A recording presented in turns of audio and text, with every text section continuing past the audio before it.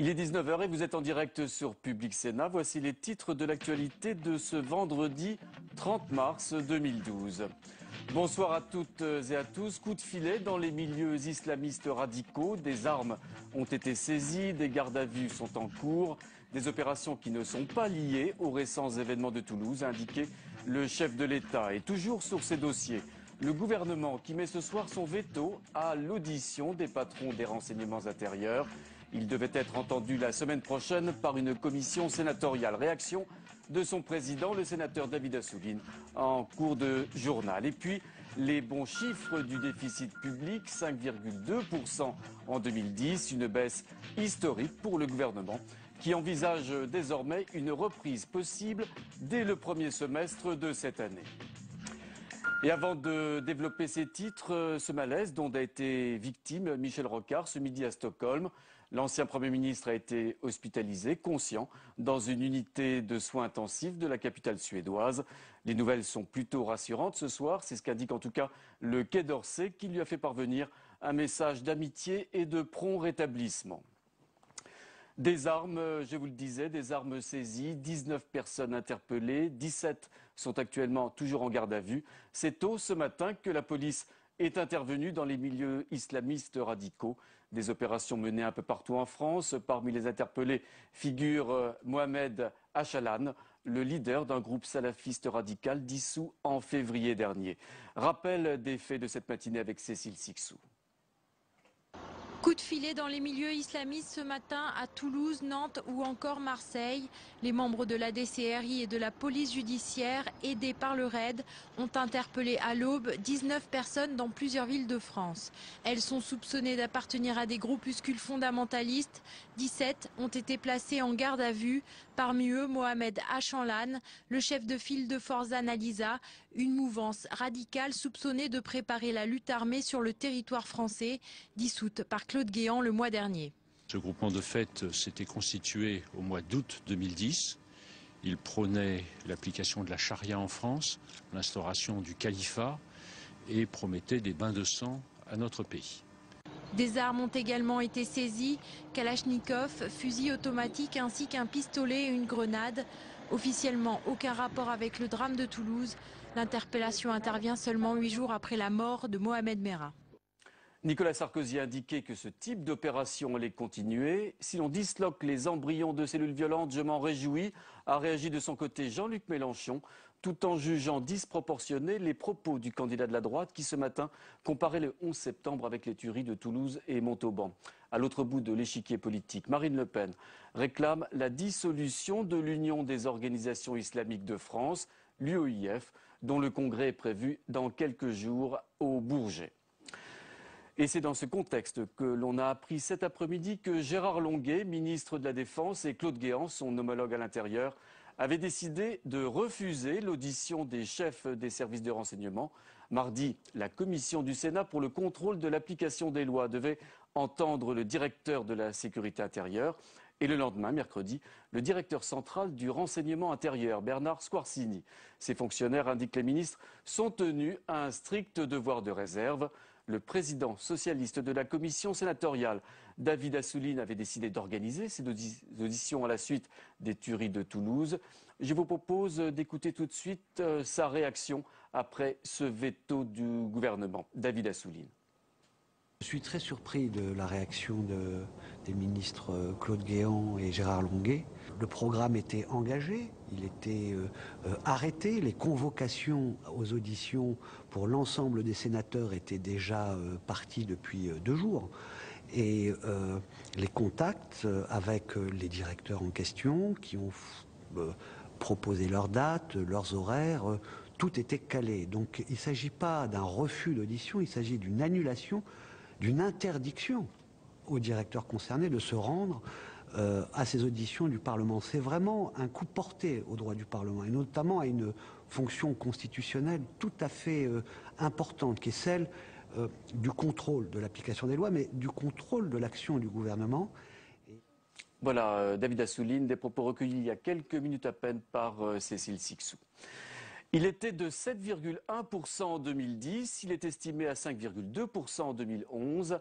À 23 jours de la présidentielle, le gouvernement a pu afficher ce matin une réduction qualifiée d'historique du déficit public. Le candidat président rend grâce aux efforts des Français et vise désormais un taux de 4,4% pour cette année 2012. En revanche, le gouvernement reste beaucoup plus discret sur ce nouvel envol de la dette publique. Elle atteint désormais plus de 85% du PIB. Mounir Soussi avec Simon Barbary. Bonne nouvelle pour l'économie française et c'est le président de la République candidat qui l'a annoncé en personne ce matin avant même leur publication. La France s'était engagée à réduire son déficit pour être à 5,7 points. En vérité, la France a fait beaucoup mieux grâce aux efforts des Français puisque nous serons à 5,2. Un déficit public ramené à 5,2% du PIB contre 5,7%. Une économie de 22 milliards d'euros expliquée en partie par la hausse des prélèvements obligatoires et par la rigueur instaurée par François Fillon. À gauche, on ne parle pas de bonnes nouvelles. Ce sont des victoires à la Pyrrhus dont il ferait bien de remballer la morgue. Car ça ne le mène nulle part de se vanter de contracter l'activité en France. La situation en Europe nous annonce le pire devant nous. Le bon résultat annoncé par Nicolas Sarkozy en cache un autre, moins flatteur. La dette globale, elle, a continué d'augmenter. En 2011, elle s'élève à 85,8% du produit intérieur brut. Alors les chiffres annoncés du déficit redonnent visiblement le moral au ministre du Budget. Valérie Pécresse pense désormais possible une reprise économique dès le premier semestre de cette année. Autre son de cloche en Espagne, où la situation économique est qualifiée de limite par le gouvernement espagnol. Le projet de budget approuvé aujourd'hui prévoit plus de 27 milliards d'économies via des gels de salaire des fonctionnaires et une nouvelle hausse des impôts. Nos invités qui nous ont rejoints sur notre plateau, Jean-Hervé Lorenzi, merci d'être avec nous ce soir, président du Cercle des économistes. Liam Wannock, économiste également, député européen, membre de l'équipe de campagne de François Hollande. Merci beaucoup d'être avec nous. C'est une bonne nouvelle, cette baisse qualifiée d'historique des déficits publics aujourd'hui par le gouvernement, Liam Wannock. Comme quoi il fallait faire quelque chose en matière fiscale. Alors, le gouvernement n'a pas fait la grande réforme fiscale que nous ferons, mais il a commencé à se rendre compte qu'il fallait peut-être un peu toucher au barème de l'impôt sur le revenu. Donc, ils ont relevé le taux de la tranche supérieure, qu'il fallait peut-être taper un peu les grandes entreprises plutôt que les petites. Donc, ils ont commencé à faire quelque chose dans ce domaine-là. Mais nous, ce qu'on aurait aimé, c'est qu'ils ne commencent pas par rebaisser une nouvelle fois l'impôt sur la fortune. Et qu'ils ne jouent pas sur les impôts indirects comme les taxes sur le soda ou les taxes sur les mutuelles. Mais bon, tout ça est du bricolage. Le fond de l'affaire, c'est quoi? C'est que aujourd'hui, l'économie européenne est en train de plonger vers la récession. Les instituts de conjoncture prévoient une croissance négative pour la zone euro en 2012, ce qui signifie que les déficits vont se creuser. Et que là, on va être face à un dilemme. Soit on maintient les efforts de rigueur et on risque de faire plonger durablement l'Europe dans la récession et dans des déficits qui persistent. Soit on trouve une solution pour être à la fois rigoureux sur les déficits, mais aussi permettre de relancer la croissance. Et ça va être le défi pour le prochain gouvernement. Le défi, Jean-Hervé Lorenzi, est-ce que le plus dur est ce soir devant nous en matière de déficit public, malgré les bons chiffres annoncés? Oui, moi je suis tout à fait d'accord. Le sujet, il est... Or, la bonne nouvelle, c'est très bien qu'il y ait un déficit un peu moins important que prévu. Mais la bonne nouvelle, c'est que en réalité, il y a désormais un consensus en Europe, mais on va voir qu'il y a deux méthodes d'y arriver, sur l'idée qu'on ne va pas rester avec une Espagne avec 25% de chômage. Tout ça, c'est injouable. Donc ça, c'est la perception du sujet est maintenant évidente. Alors, il y a deux versions qui sont apparues. La version Osborne, on parlera tout à l'heure de l'histoire des économistes, les Anglais, et Mario Monti, qui disent il faut de la croissance. Donc, tout le monde a compris ça. Mais c'est en déréglementant le marché, etc. Et la version française qui consiste à dire, et notamment la version évidemment de François Hollande, qui consiste à dire il faut qu'on trouve des financements en Europe, qu'on lance les eurobonds, qu'on relance. Alors, il faut maintenir, je suis d'accord avec ce que tu as dit, l'idée qu'il faut rester rigoureux parce que sinon c'est pas jouable. On se retrouve avec des taux d'intérêt qui vont remonter. Enfin, tout ça est quand même subtil, mais l'idée, c'est de se retrouver avec un financement européen, utilisant finalement les capacités d'épargne en Europe et qui permettent garanties. Alors on les appelle Europrojects, Eurobonds, enfin on peut les appeler comme on veut, mais le fond du sujet, c'est qu'il faut de la relance en Europe et il faut de la relance chez nous. Et la relance, bien sûr, vous la voulez en renégociant par exemple les traités européens. Bah oui, parce que les propositions budgétaires de François Hollande sont les meilleures qui puissent être faites par la gauche aujourd'hui, compte tenu des contraintes, compte tenu des contraintes qui sont imposées par les textes européens. Et c'est la raison pour laquelle, pour détendre un petit peu l'étau, qui va se resserrer avec l'application de la règle d'or si elle passe, qui est complètement dogmatique, eh bien, il faut renégocier ce traité. Et au cœur de ce traité, ce que nous voulons faire, c'est permettre aux États de concilier rigueur et relance, notamment par la proposition de sortir du calcul des déficits les dépenses d'investissement public. Ça, c'est un moyen d'être à la fois sérieux, mais aussi d'être ambitieux pour préparer l'avenir. Est-ce qu'on peut faire l'économie, quel que soit le cas de figure, d'augmenter les prélèvements obligatoires, autrement dit les impôts? Et quand on regarde les propositions qui sont faites sur les 5 ans qui viennent, j'allais dire des deux candidats, avec des prévisions de croissance qui sont finalement, en tout cas, crédibles, mais plutôt la version haute de la fourchette. On s'aperçoit qu'il y a un bout qui est de la réduction des dépenses, que chacun a en tête. Il y a des endroits où il faut essayer d'être plus efficace. Et puis il y a évidemment une hausse des prélèvements obligatoires. Quand on regarde, tout se joue sur, en fait, il y a un point de plus côté Hollande par rapport à Sarkozy. Mais ça fait quelques milliards de plus du côté de Liémoine-Nock. C'est tout à fait important. Mais ce que je veux dire, c'est que on a le sentiment qu'il y a une espèce de déséquilibre, de conflit majeur. Tous ces dollars d'exécution et la proposition qui est faite par François Hollande apparaît comme très sérieuse. À mon sens, elle ne suffit pas. Il faut trouver une solution européenne qui soit jouable. Enfin, je parle de la partie fiscale et réduction des dépenses. Il faut qu'on trouve des moyens d'éviter une récession forte en Europe. C'est quand même très dangereux, hein, donc il faut faire attention à ces thèmes-là. Alors, messieurs, je vous propose de regarder la couverture de l'hebdomadaire anglais The Economist qu'on va voir apparaître sur l'écran. Eh bien, qu'est-ce qu'on y voit? On y voit une sorte de pastiche. Hein. C'est un pastiche de ce fameux tableau à scandale signé Manet. Au début du siècle, on y voit, vous le voyez, François Hollande dans un cadre extrêmement champêtre, devisé, avec Nicolas Sarkozy un petit peu dans l'air du temps, visiblement indifférent, c'est un petit peu l'esprit du papier qui est à l'intérieur, au choc économique qui se prépare. Alors cette image, est-ce qu'elle reflète selon vous une part de vérité? Est-ce qu'il y a une sorte finalement de déni des responsables politiques aujourd'hui vis-à-vis de la réalité des choses économiques telles qu'elles sont vraiment? Jean-Yves Lorenzi. Moi, je ne crois pas du tout. Je crois que j'ai lu ce papier, pour autant que toute la subtilité de la langue anglaise, que rien ne m'est échappé. Je trouve que ce papier est absolument scandaleux. Il est scandaleux parce que, d'abord, si j'étais économiste, je regarderais de près quelle est la situation britannique, avec un déficit public qui doit être compris entre 8 et 9%, avec le taux de chômage le plus élevé qu'ils aient connu depuis des décennies, enfin tout ça est quand même surréaliste. Pour être franc, je crois que tout le monde en France, c'est pour ça que là, c'est vraiment la classe politique. Moi, je ne suis pas un politique, mais j'ai beaucoup de respect pour les politiques. Toute la classe politique en France est lucide sur le sujet. Enfin, sauf peut-être quelques exceptions près, mais en tout cas, les deux grands candidats sont, après, ils divergent sur les méthodes, mais évidemment lucides sur les thèmes. Alors peut-être qu'ils ont plus ou moins de courage, plus ou moins d'intelligence sur la manière de faire de procéder sur les sujets. Et je trouve que c'est absolument j'allais dire presque insultant pour nos politiques qu'on mette en doute le fait que l'un et l'autre ait annoncé, et je prends le cas de François Hollande parce que je pense que c'est peut-être un tout petit peu plus réaliste, le fait de ramener les déficits à zéro en 2017. Je veux dire, alors moi j'ai confiance dans les politiques de mon pays. S'ils disent des choses, alors après il y a des bagarres politiques entre nous, mais c'est un autre problème. Liémoine-Nock. Sur cette couverture et les intentions malicieuses qui sont derrière.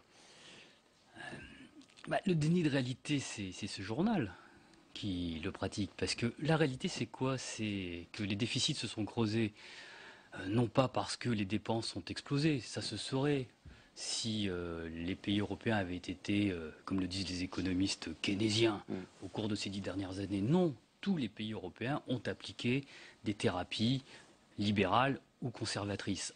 en maîtrisant les dépenses, voire en les baissant, en s'attaquant fortement aux dépenses sociales, réforme des retraites, etc. Et on a en contrepartie réduit massivement les impôts des catégories les plus aisées. Et c'est au fond cette politique que The Economist nous demande de poursuivre en disant qu'il faut baisser les impôts. Mais pour baisser les impôts, qu'est-ce qu'ils nous demandent? De baisser encore les dépenses sociales, les services publics, l'éducation, etc. Nous ne sommes pas d'accord avec ça. Nous disons que si les déficits se sont creusés, c'est parce qu'on a inconsidérément baissé les impôts des classes les plus aisées, que ces baisses d'impôts ont été inefficaces parce que le supplément de revenus n'a pas été ni consommé suffisamment, ni investi, et donc moins de croissance est intervenu, et moins de croissance, c'est moins de recettes fiscales.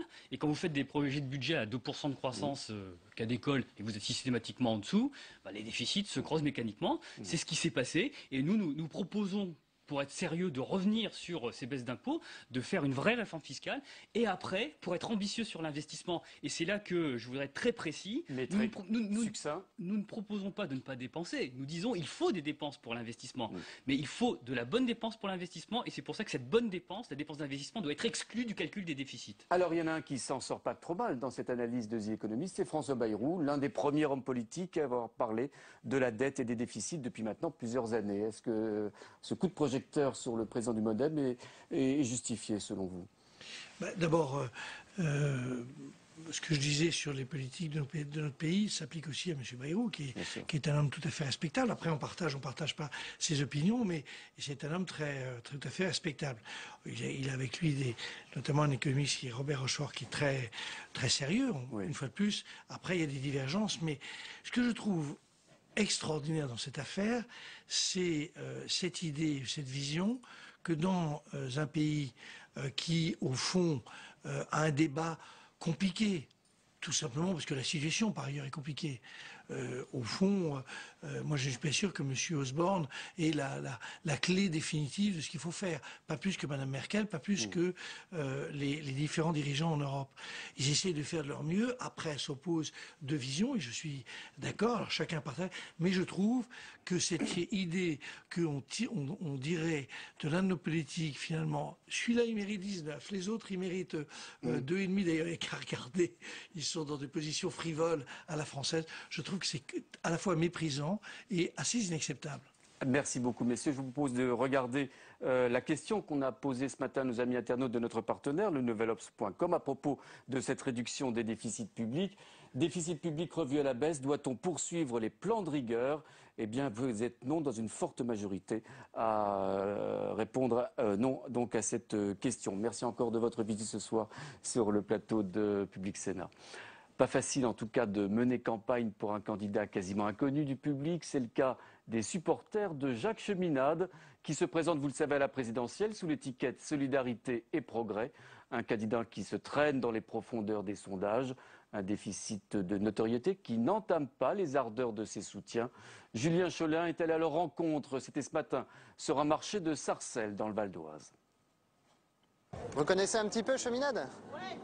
Ouais. Difficile de faire campagne pour Jacques Cheminade. Inconnu du grand public, le candidat part de loin, de très loin, avec seulement 0,5% des intentions de vote. Il n'est pas avec les limaces de la politique. Non, pas du tout. Il est candidat à la présidentielle. Il est indépendant. Porter la parole de Jacques Cheminade, un métier à plein temps. Fabien ne s'en cache pas, il a tout lâché pour se consacrer à la campagne présidentielle.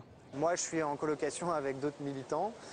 Il y en a, ils ont leur propre appartement, ils se débrouillent comme ils peuvent. Certains sont qu'à mi-temps. Pour faire la différence, ils misent sur leur très sérieux projet d'expansion spatiale. Industrialiser la Lune, explorer la planète Mars, un véritable projet de société pour Karel Verreken. Aujourd'hui, les gens disent l'espace, je ne connais pas. Vous savez que si vous avez un portable, ça marche comment un portable? Ça marche avec les satellites. Donc vous êtes dans l'espace. On va réindustrialiser la France en choisissant les hautes technologies. Des particularités qui ont valu à Solidarité et Progrès, le parti de Jacques Cheminade, d'être soupçonné par Matignon en 2007 de dérives sectaires. Pas de quoi effrayer les 500 maires qui ont fait le choix de parrainer Jacques Cheminade. Bonsoir Stéphane Rosès. Bonsoir. Alors Jacques Cheminade, c'est vrai qu'on le connaît peu. Il y a quelqu'un qu'on connaît plus, c'est Jean-Luc Mélenchon, dont la percée dans les sondages ont surpris plus d'un, sauf peut-être lui d'ailleurs. Comment vous analysez ce phénomène Mélenchon? Vous utilisez le terme phénomène Mélenchon. On a beaucoup mis en avant la personnalité de Jean-Luc Mélenchon. Et en même temps, l'électorat de Jean-Luc Mélenchon est sans doute le plus rétif à l'idée de voter pour une personne. C'est plutôt des gens qui votent plus sur des projets. Alors, qu'apporte Jean-Luc Mélenchon et qu'est-ce qui explique finalement cette dynamique électorale? Eh bien, le fait que son côté tribal arrive à faire synthèse entre différentes gauches. Une gauche anticapitaliste, révolutionnaire, qui puise à l'ancien électorat d'extrême gauche, Besancenot-Laguillet, et une gauche antilibérale, critique à l'égard du cours des choses, mais qui ne pense pas forcément qu'il y a un autre système alternatif. Synthèse, seconde synthèse, après la synthèse politique, une synthèse culturelle entre une gauche de tradition républicaine qui parle plus aux ouvriers et une gauche différentialiste, multiculturaliste qui parle plus à la petite bourgeoisie intellectuelle des villes, les jeunes notamment.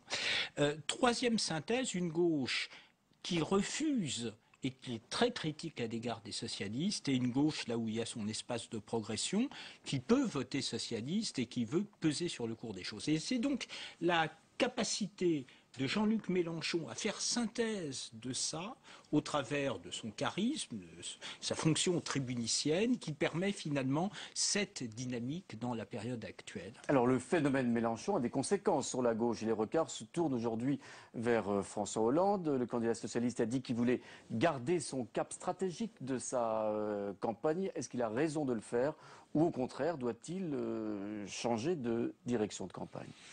Vous savez, une présidentielle, selon moi, ne se structure pas sur un axe horizontal droite-gauche. C'est, pour les grands candidats, la capacité d'aller aux fondamentaux du pays et d'en donner une réponse de droite et de gauche. D'ailleurs, regardez, quand François Hollande va sur l'imposition à 75% pour la tranche la plus haute des très hauts revenus, Mélenchon progresse.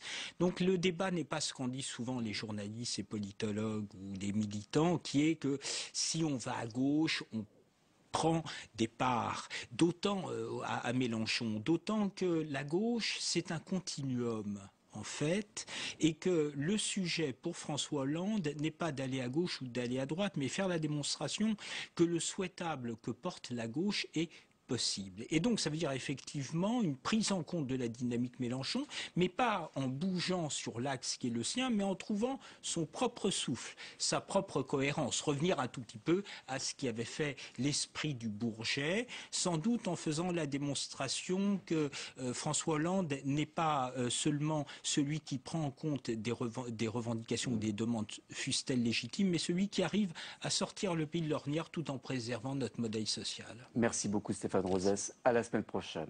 Ça ne vous a pas échappé, toute cette semaine, Public Sénat est allé sur les routes de campagne à la rencontre de ces Français qui, dans moins d'un mois maintenant, se rendront aux urnes. Un périple que vous avez entamé, Thomas Raguet, dès lundi dernier, en Bretagne, via Rennes, Quimper, Lorient et Brest.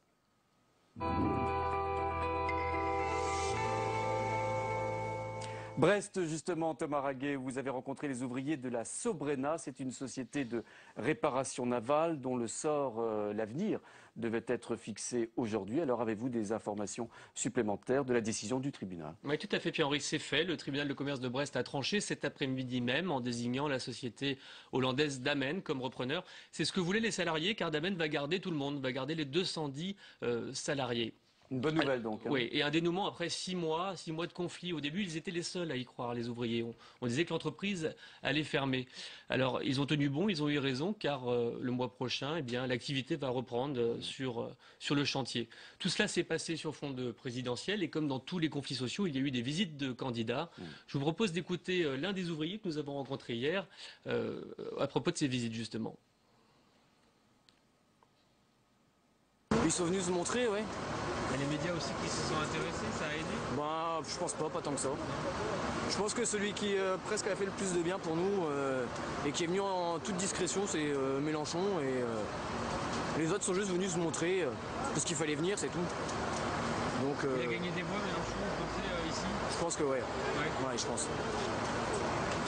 Alors, autre étape de ce voyage, Thomas Raguet, là c'était à Quimper, vous avez visité et rencontré les ouvriers de la société de confection Armorlux, et on a été très surpris en regardant vos reportages que Armorlux non seulement se développe à l'étranger, avec des usines et à l'étranger, mais également ne cesse de se développer en France, sur son site de Quimper. Oui, en fait, Armor Luxe, c'est un peu une success story à la bretonne. Alors certes, 60% des vêtements sont produits hors de France, mais il y a quand même 40% qui est produit toujours en France, dans l'Hexagone, avec 500 emplois qui ont été préservés. Et ça va continuer, car le PDG d'Armor Luxe, que j'ai eu encore tout à l'heure, m'a confirmé qu'il y avait un plan de recrutement de 250 personnes sur les 5 années à venir. Alors, il paraît qu'il y a une recette pour ça, et c'est ce que nous explique une des employées de l'entreprise qui y est depuis 40 ans. Écoutons-la. D'avoir des dirigeants qui ont su trouver le compromis entre 50-50, moitié extérieur, moitié interne, ce qui a permis de conserver les emplois ici. Parce que sinon, s'il n'y avait pas eu cette présence d'esprit, voir la mondialisation arriver à vitesse grand V, on ne serait peut-être plus là aujourd'hui. Voilà, Armor Luxe qui a pleinement profité de la campagne présidentielle et de la thématique du Made in France dont on a beaucoup parlé. Sachez que 3 des principaux candidats ont commandé près de 17 000 t-shirts à cette entreprise. Il s'agit de François Hollande, François Bayrou et Nicolas Sarkozy. Et il paraît que les ouvrières, quelqu'un me racontait, font à l'aiguille les retouches de tous ces vêtements. Une dextérité hors pair qui doit se préserver d'ailleurs, qui doit perdurer. Et c'est justement le problème, c'est de trouver des vocations pour que ça continue. Alors vous le soulignez tout à l'heure, Thomas Raguet, les candidats à la présidentielle vont sur ces sites. Vous évoquiez tout à l'heure le site brestois.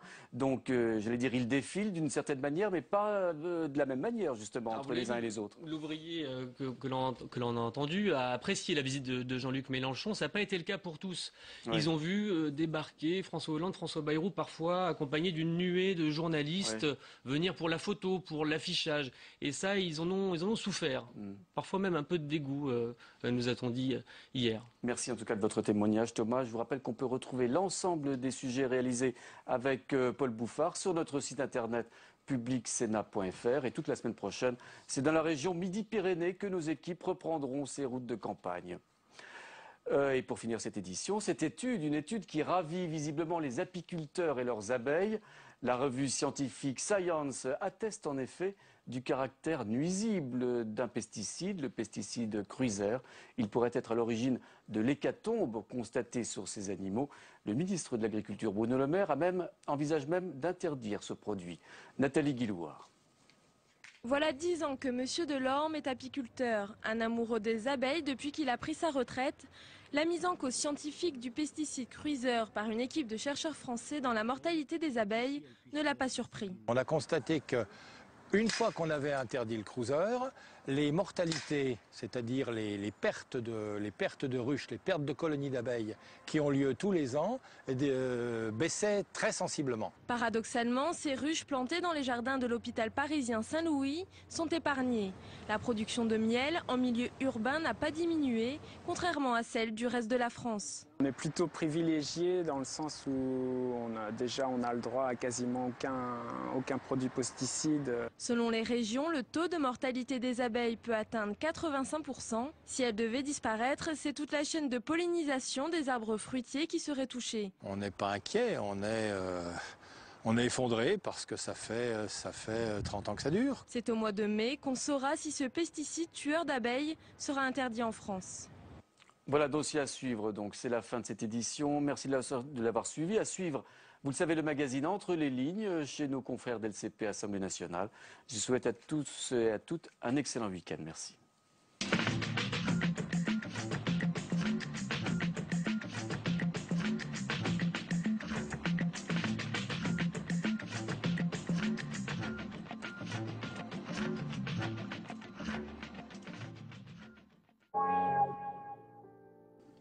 Je me suis opposée parce que je n'ai pas de raison de prendre des médicaments. J'ai un Dieu tout-puissant qui m'a délivré, guéri de toute maladie, de toute infirmité. Bon, donc là, on n'a pas bien le choix. Il faut instaurer un traitement qui passera par une hospitalisation. Comment soigner des personnes qui ne se sentent pas en danger et qui menacent parfois autrui? Allongez-vous, tranquille. Ce documentaire donne la parole avec pudeur à des familles confrontées à l'hospitalisation sous contrainte. Il est très inquiet, votre papa, pour vous. La première fois, vous n'aviez pas été très gentil avec votre papa. Soigné d'office. Demain à 22 h sur Public Sénat.